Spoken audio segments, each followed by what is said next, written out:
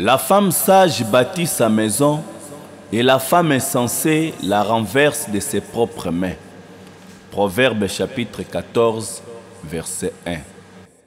Tout le peuple qui était à la porte et les anciens dirent: nous en sommes témoins.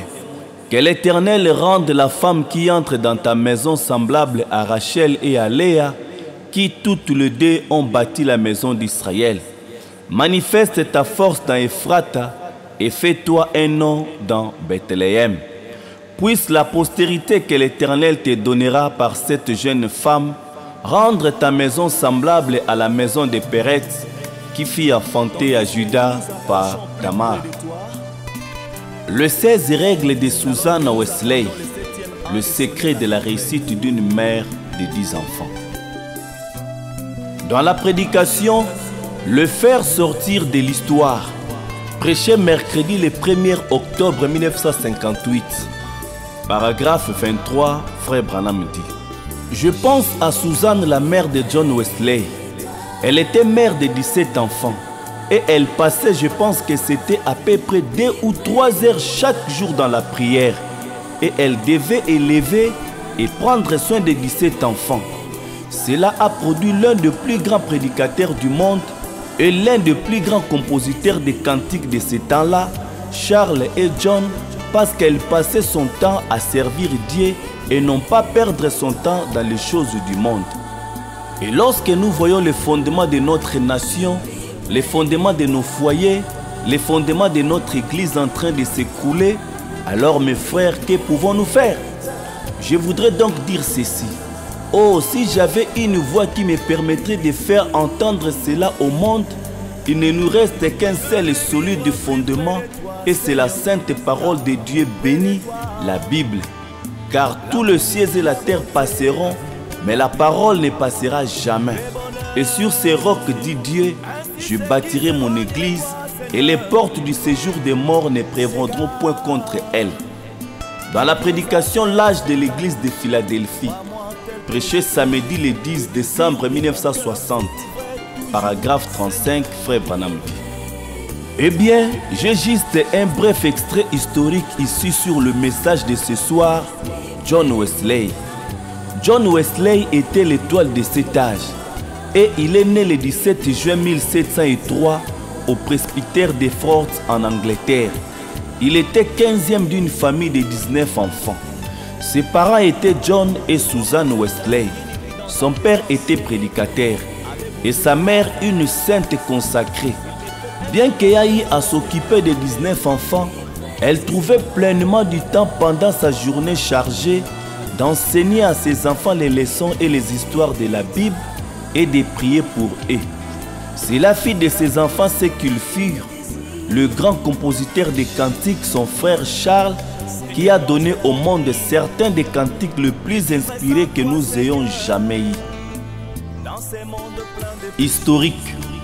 Née en 1669, Susanna Wesley est devenue mère de 19 enfants, dont 10 seulement survécurent.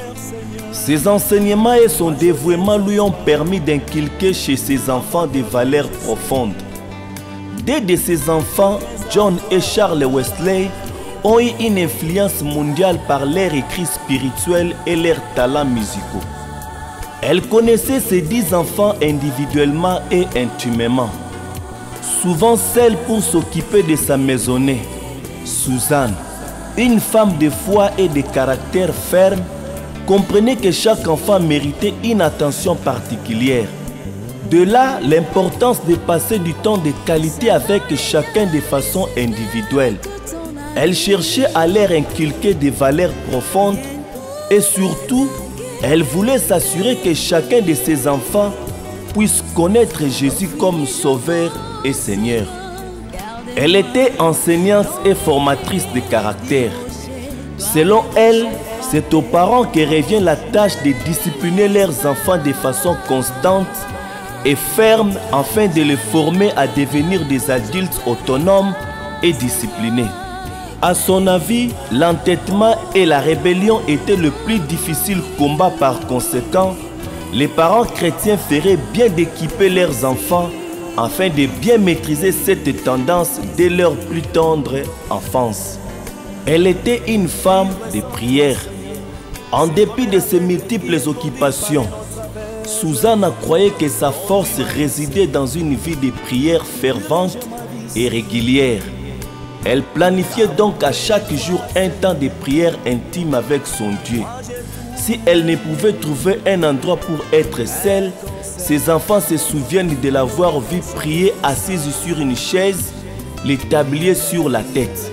Elle disait: quand la volonté d'un enfant est totalement maîtrisée et qu'il est amené à respecter et à craindre ses parents, alors un grand nombre de folies enfantines peuvent être évitées.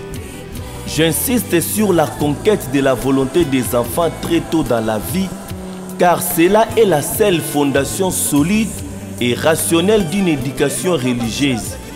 Quand cela est bien fait, alors un enfant est susceptible d'être gouverné par la raison et la piété. Susan Wesley. Les 16 règles de Susanna Wesley pour bien réussir en élevant nos enfants. Règle numéro 1. Manger entre les repas est interdit. Version moderne, ne pas laisser les enfants grignoter entre les repas et encourager une bonne routine alimentaire. Règle numéro 2. Veillez à ce que les enfants soient couchés à une heure raisonnable. Version moderne, un enfant de moins de 12 ans a besoin de 12 heures de sommeil. Règle numéro 3. Il est requis que les enfants prennent leurs remèdes sans se plaindre. Version moderne. Veillez à ce que les enfants aient une alimentation équilibrée et au besoin ajouter un apport de vitamines. Règle numéro 4. Amenez les enfants à se soumettre à l'obéissance afin que leurs âmes soient sauvées. Version moderne. Amenez les enfants à respecter l'autorité afin d'être bénis selon ce que dit la parole de Dieu. Règle numéro 5. Dès qu'ils peuvent parler, les enfants devraient aussi apprendre à prier.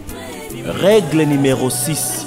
Obligez les enfants à demeurer calmes et à respecter les temps de dévotion familiale. Version moderne. Formez les enfants spirituellement lors des dévotions, prières familiales sous la direction du chef de famille. Règle numéro 7. Refusez de donner quelque chose à un enfant qui le demande en pleurnichant et lui donner seulement si elle le demande respectueusement. Règle numéro 8. Afin de prévenir le mensonge, ne pas punir une faute qui fut avouée et regrettée. Règle numéro 9. Ne jamais accepter qu'un acte répréhensible soit laissé sans conséquence. Règle numéro 10. Ne pas punir un enfant 2 fois pour la même offense. Règle numéro 11.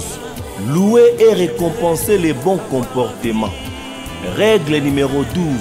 La moindre tentative pour plaire et être gentil devrait être félicitée. Règle numéro 13. Apprendre à l'enfant à respecter la propriété privée dans les moindres détails. Règle numéro 14. Enseigner à l'enfant à honorer fidèlement toutes ses promesses. Règle numéro 15. Ne pas permettre à une fille d'aller travailler avant qu'elle puisse lire correctement. Version moderne. Encourager l'éducation de nos enfants avant le profit monétaire. Règle numéro 16. Amener nos enfants à respecter l'autorité et à obéir à ce qui leur est demandé. Je suis une femme, mais je suis également la maîtresse de maison d'une grosse famille. Et si la responsabilité première de leurs âmes te revient, je ne peux m'absoudre à ton absence, à laisser à eux-mêmes chacun de ces êtres que tu m'as laissés en charge.